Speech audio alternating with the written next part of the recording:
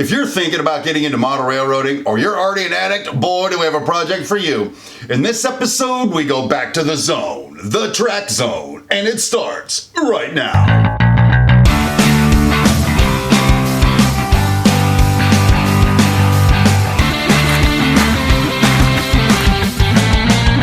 Hey, thank you for joining me here today on It's My Railroad, the how-to show for regular people. On this show, we talk about model railroading from a regular person's perspective. It's just regular people building their model railroads. We have a ton of fun. We're learning a lot. The people who contribute to the comments in every one of our videos are amazing. So if you're into that sort of thing, why not just subscribe? And then don't forget to push that little bell icon so you can catch future videos. Hey, just before we get going, a quick reminder about the 5K giveaway. If you've been watching, you know that we have already hit 5,000 subscribers on our little channel here, which blows our minds. Thank all of you for making that possible. In celebration of that, we're giving away $350 worth of gift certificates, courtesy of our friends over at Midwest Model Railroad. Now, we had a couple of snags in the raffle, so we've made a couple of changes to extend the deadline to this coming Friday night, or September 28th at 6 p.m. If you've placed an order for something by then, boom, you're in, but you're gonna need to send me a picture if we draw your name out of the hat. Anyway, more details down there in the description. Get in now while you can. Don't miss out on the fun, and maybe you'll win. All right, rail fans, let's get into this. If you've been following along, then you know I have a really hard time getting from the AnyRail 6 track planning software to the reality of the layout on the benchwork. There's some kind of a disconnect there. I can't actually seem to make that happen the way I'd like it to happen. So what we're gonna do in this episode is we're pretty much just gonna start pinning track to the styrofoam, make some adjustments, nudge some things around. Oh, we're gonna do all kinds of fun stuff. And I don't wanna spoil it for you. I think instead we should go into the hobby room right now. Hey, welcome back to the hobby room, to the BNSF Brown Smith subdivision, and our second deck project well underway. If you've been watching, you know we've got the deck mounted to the wall. We got plywood on it, we got styrofoam on top of that. Now it's time to start laying out the track and then actually laying the track. Won't that be exciting? I can't wait to do it. So here's what we're gonna do, I hope, today. As you know, I'm having a bit of a difficulty trying to translate the idea of a track plan to the AnyRail 6 software to what actually happens down here. So I'm gonna do something that I'm gonna call the regular guy way. I'm just gonna start piecing track together and kind of see how it goes. We're gonna mark some things, we're gonna put some track down, stick it down with pins, and start getting a feel for what we're trying to get done. Two things I do know. One of them is, I want this long stack train kind of thing running here, okay? So it starts with a reversing loop underneath Switch Junction, which is where we're gonna start today. And then it comes around through a yard, makes a loop, comes back around on top of the first loop, makes another loop, and then heads back on down to wherever the heck we're gonna call this thing down here right there, okay? So that's one thing we are going to do. Now here's what I'm gonna try to work into all of that. Back here, in this corner, I want to have a very tight loop that only switchers can handle, okay, and smaller cars. So that hopefully this train that's going to go up the hill at this 5% grade up into the top deck can just run continuously. I got a way I kind of want to try to see if we can do that. I can't guarantee that loop is actually going to work. So why don't we do this? Why don't I stop talking about what I want to do and let's just start doing what I want to do, which is coming over here and start laying out this first loop. Okay, so here we are down kind of under the layout, and lighting's really bad down here right now. I've ordered some LEDs to sort of lighten this up a bit, so as we move on in the future we might be able to see things a little bit better, but for now this is how the regular guy is dealing with this. So here's what I want to get done. I know that this curve right here is 28-inch diameter because that's what we measured when we cut it. So I want the track to be as close to that edge going around as I can get it to have the fattest turn I can get. So what I decided to do was to have the center line of the new track I'm laying to be 1 inch inside from here, and then from that we'll make an arc and just make a big circle here basically. So to do that, I'm going to grab my square for starters, and we're going to sort of duplicate what we did when we cut this originally. Difference being, I don't have a square edge to measure from. So right about there, I think. See how I got that square set up? I'm pretty brilliant, aren't I? Anyway, 14 inches is right there. And 14 inches is right there roughly. To get a little more exact, we're going to put the square in there. I'll put a dot and get the square in here.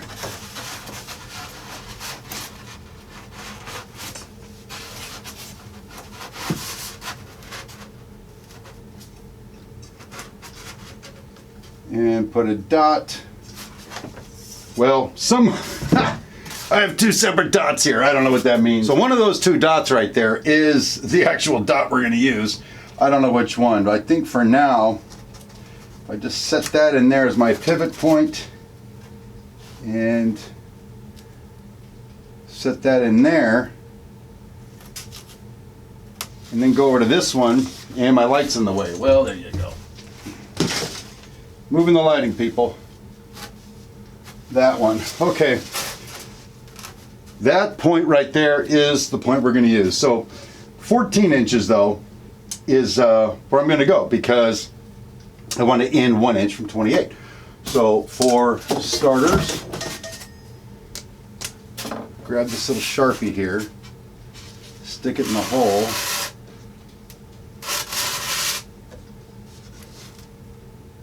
Doesn't go deep enough in the hole. It's a pretty small hole I have here, so what I'll do is something a little unorthodox. I'll put a pin in there and I'll just scrape along.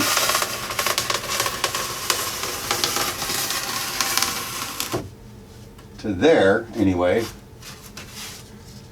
And switch sides with this deal. Back in the same hole.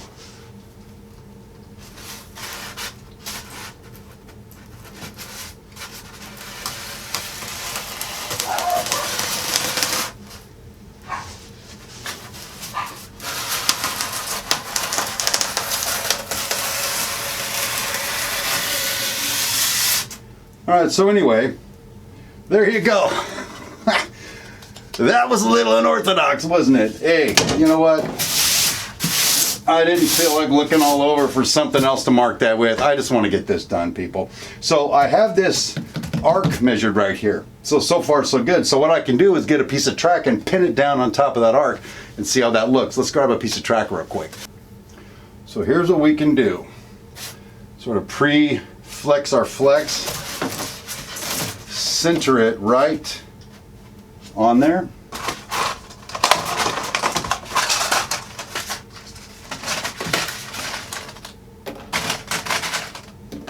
Four T-pins right in the styrofoam. Watch this. 1,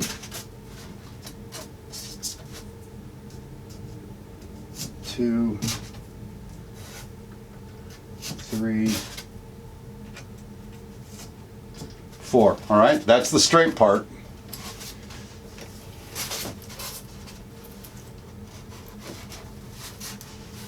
Now I can go through and just put this thing in the arc we want it in.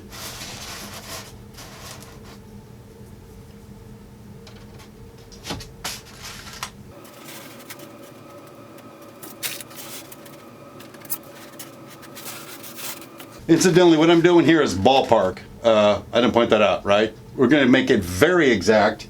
Well, regular guy exact once we start putting the road bed in.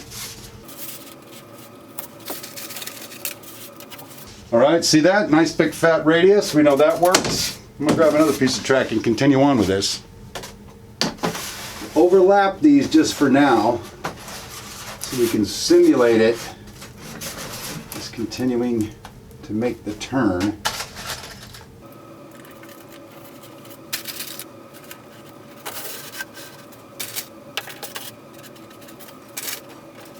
All right, that's as far as I want to go for right now because I want to extend this up a little bit. I've got a turnout here for the reversing loop. We kind of want to see how the turnout plays into all this. So let's sort of get set up and look at that. Okay, I went ahead and I fiddled around with this a little bit to kind of get a shape that I think will work.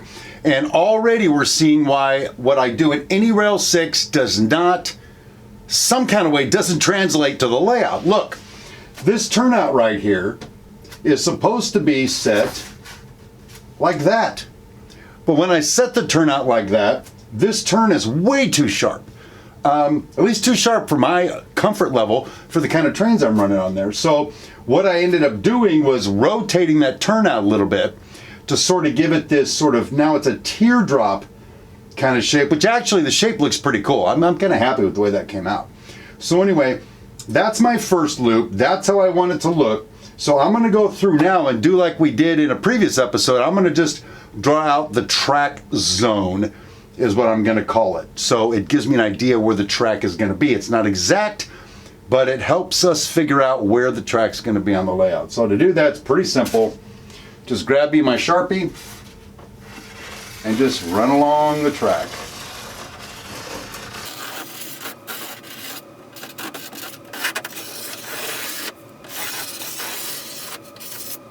Just like that. And so now what I'm going to do is I'm going to pull all these pins out, pull the track off, sort of tighten up that line I just made a little bit, and then go ahead and lay the track all the way around to the other loop. And what I'll do is I will show it to you when we get down there. Just give me a minute to put all this together. Okay, one of the things I'd like to point out to you is this. I have these two turnouts, one here and one here. What I'm hoping to do is, even though the stack train is going to be running along there normally, I'm hoping to have a siding up there somewhere to put it on, so I can run some kind of operations on that same track. But when I do run those operations, these two turnouts are going to help me get into the yard to drop off a train, pick up another train, that sort of thing.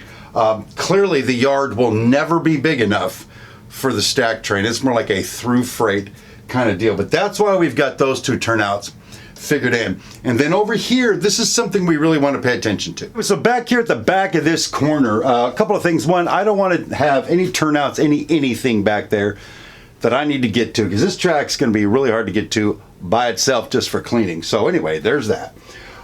See how this track is sort of coming out right here? That is because where all the magic is going to happen is right here. I intend to have, coming up along that same loop, but inside that loop at a 5% grade, to a bridge, and then over that, and then up to the higher elevation. That's going to be the train heading for Switch Junction. Where this piece is, I would like to have perhaps right in there a dry wash, because that's kind of the scene I'm modeling, right following along that track. But then maybe back here under that bridge somewhere, right in through there, a 2-lane highway, because I'm trying to see if I can fit into this side of the layout some kind of a freight terminal, or a bunch of trucks will bring crap in, it'll get in box cars, flat cars, whatever car I want, and ship it up to Switch Junction. We're going to see how that plays out. I really don't know at this point. We're also getting to the point where I want to determine where I'm going to pull out more styrofoam, because right back up in here we're going to have this elevated track, and this is going to start being elevated there to get to the other loop where it turns around.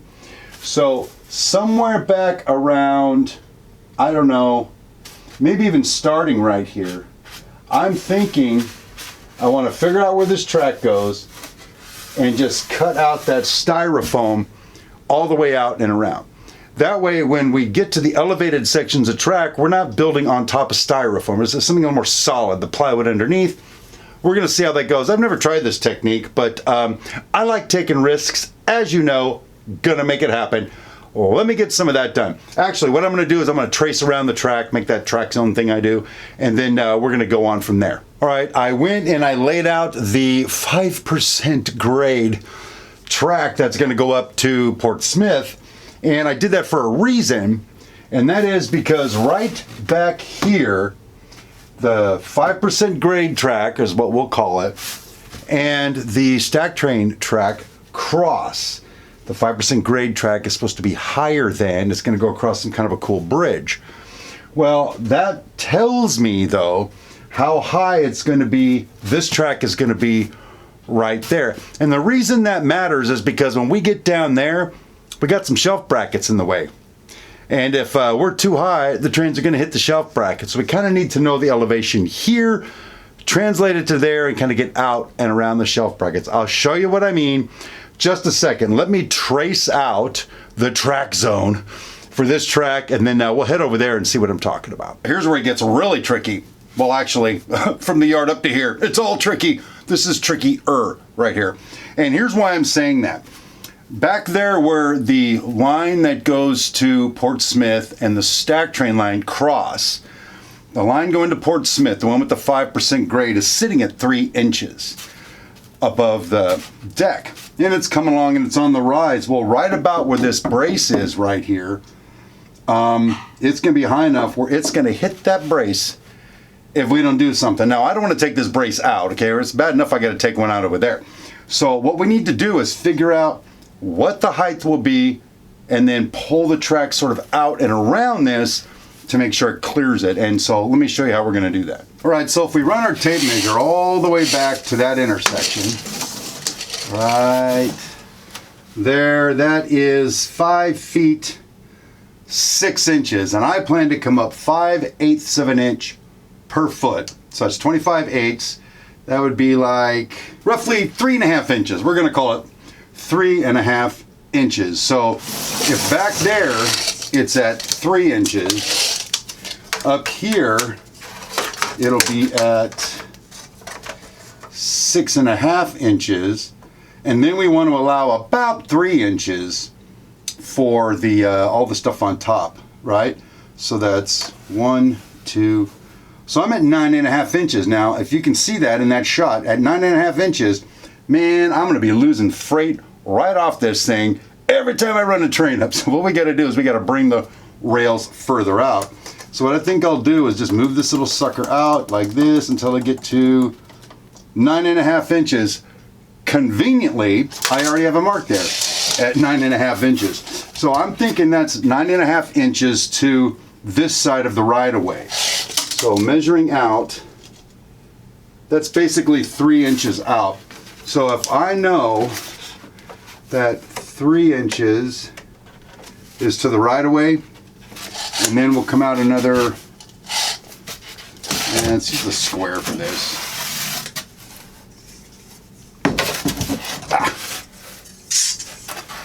So I'm going to come out 3 inches to the right-of-way, and then another 3/4, 1, 2, 3, to the center of my track.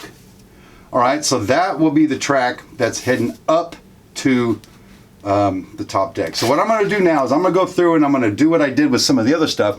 I'm going to go ahead and piece the track in all the way up to here, kind of get the curve in it, so then I can put the stack train track in alongside of that. So give me a minute to do that, and then we'll take a look at it. All right, well, there we go.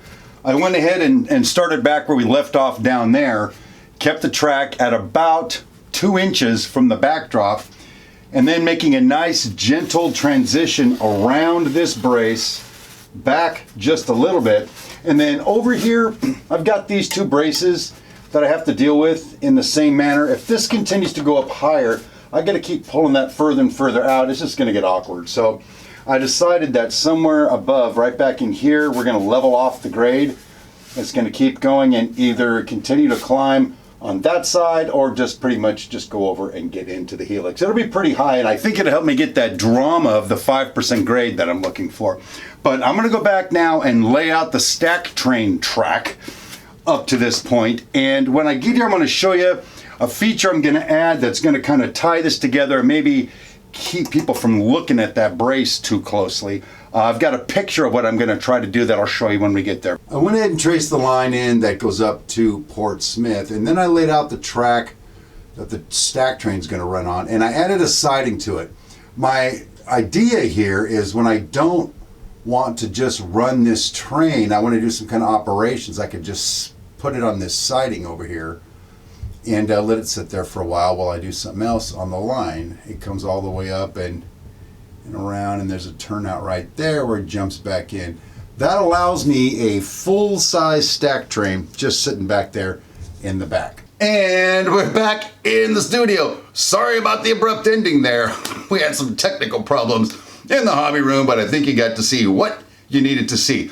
I'm going to go through and I'm going to cut out the pieces of styrofoam we don't need. I'm going to glue it down so that next week we can start laying track.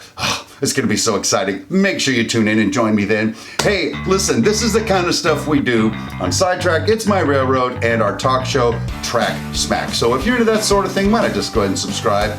Then make sure and like and share this video with somebody. Don't forget about the extended deadline for the 5K giveaway. Join us during the middle of the week on Instagram and Facebook.